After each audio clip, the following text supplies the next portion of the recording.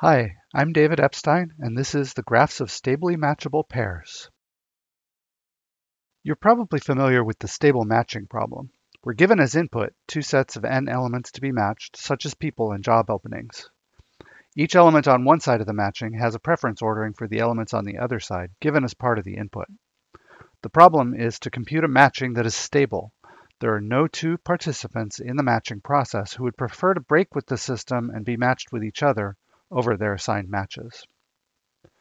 This problem, and algorithms for solving it, have wide use in the real world for applications including matching American medical students with residencies and French high school students with university positions.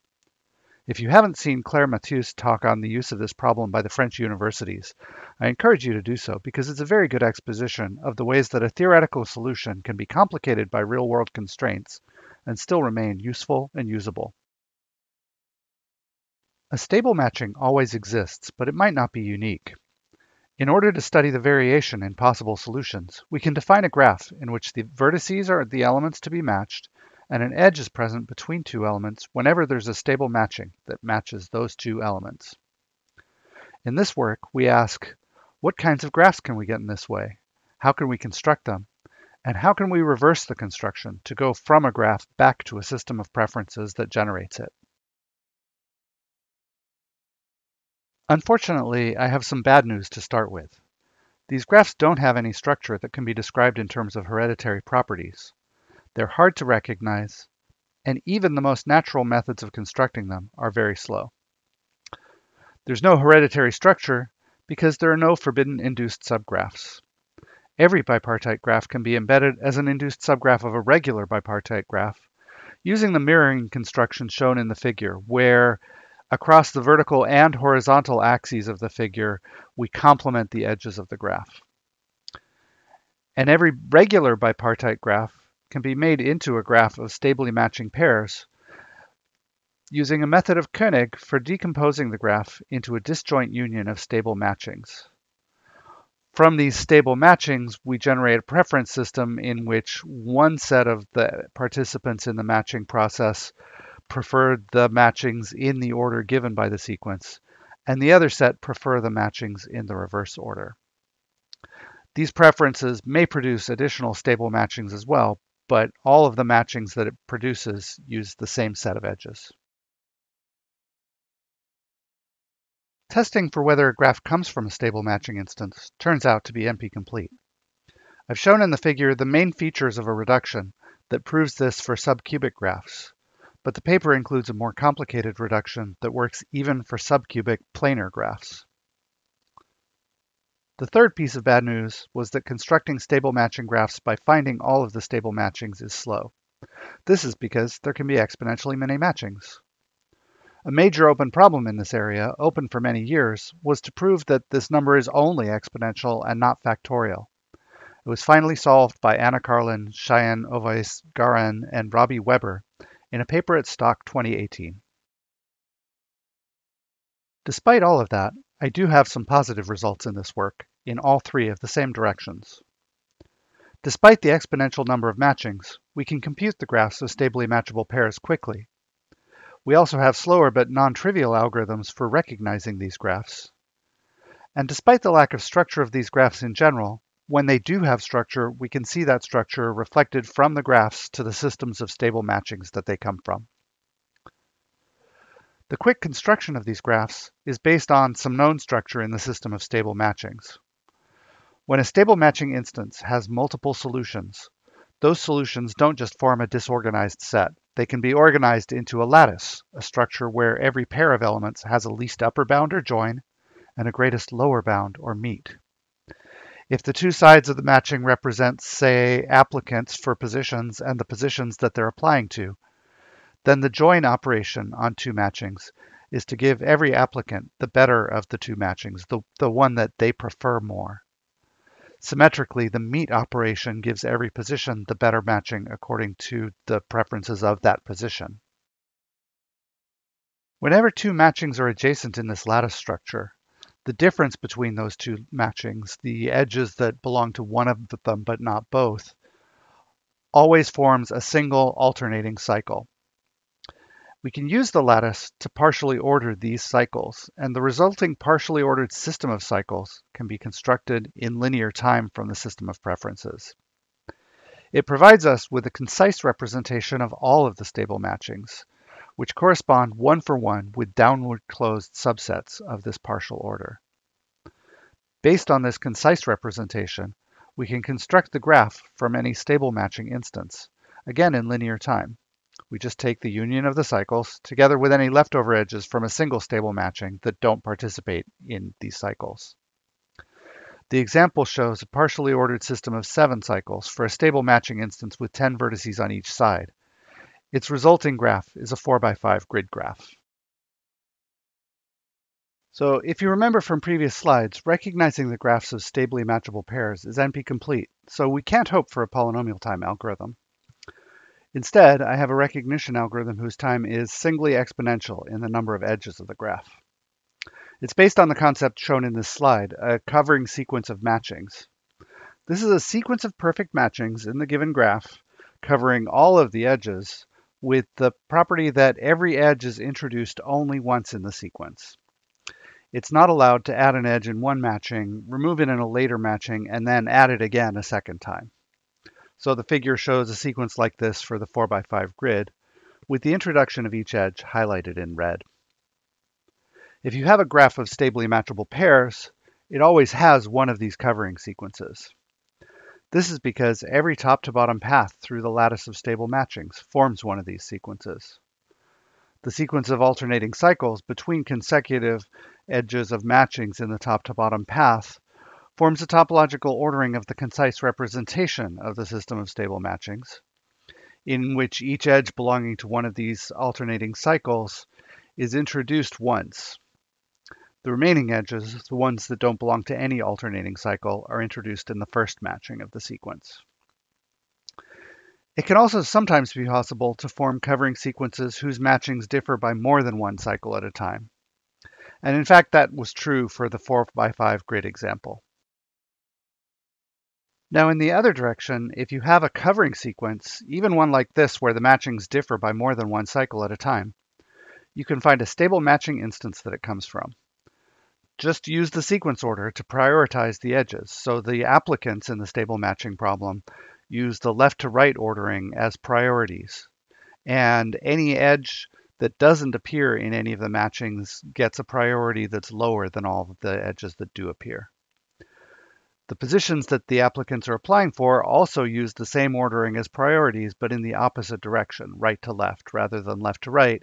And again, they prioritize the unmatched pairs lower than any matched pair.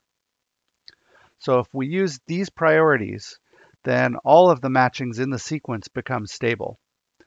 There might also be some other stable matchings, but they'll still use all the same edges. So you get back the correct graph from the resulting stable matching instance. With this characterization by covering sequences in hand, we're ready to describe our recognition algorithm, which finds these covering sequences using either a breadth-first or depth-first search in a large state space. The states of the search represent a perfect matching plus the set of previously introduced edges. If we find a path to one of these states, we can continue it by finding another matching that doesn't use any of those previous edges, because using those previous edges would reintroduce an edge a second time, and we're not allowed to do that. But if we don't use any previous edges, we can find another matching and calculate from that matching what its new set of covered edges should be, and so on. What we would like to find is a path from the empty set to the set of all of the edges in the graph. And if we can find such a path, we have a covering sequence and we have a representation by stable matchings.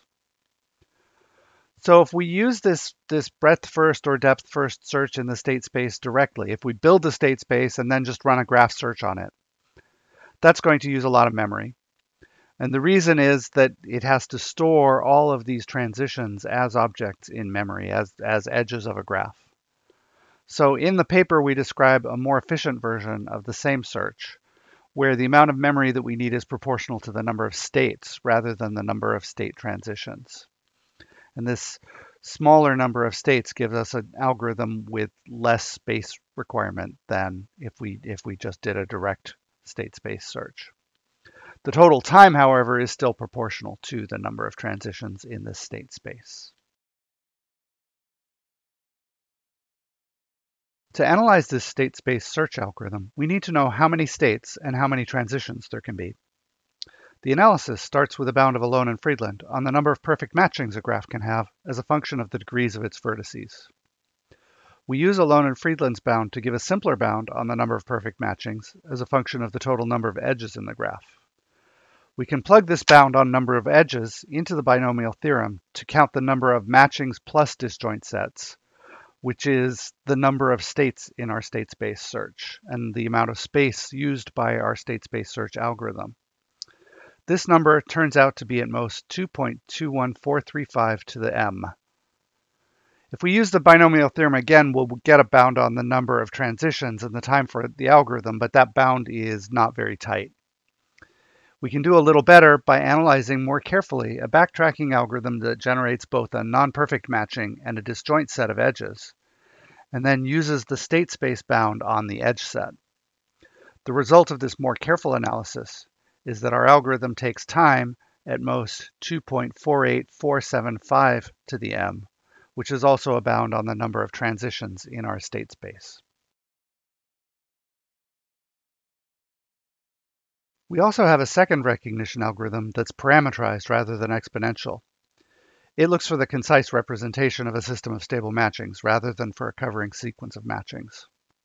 This is just a standard dynamic programming algorithm on a tree decomposition of the graph, so I don't want to go into too much detail about it, but there is a complication here. The number of states that we need to keep track of in each bag of the tree decomposition depends on the degrees of the vertices in the bag, and not just on how many there are. So for it to be fixed parameter tractable, we need both the tree width and the degrees to be bounded, which is equivalent to saying that we're parameterizing by the carving width of the graph. I don't know how to make the parameterized algorithm work for graphs of unbounded degree, even in the case of tree width 2.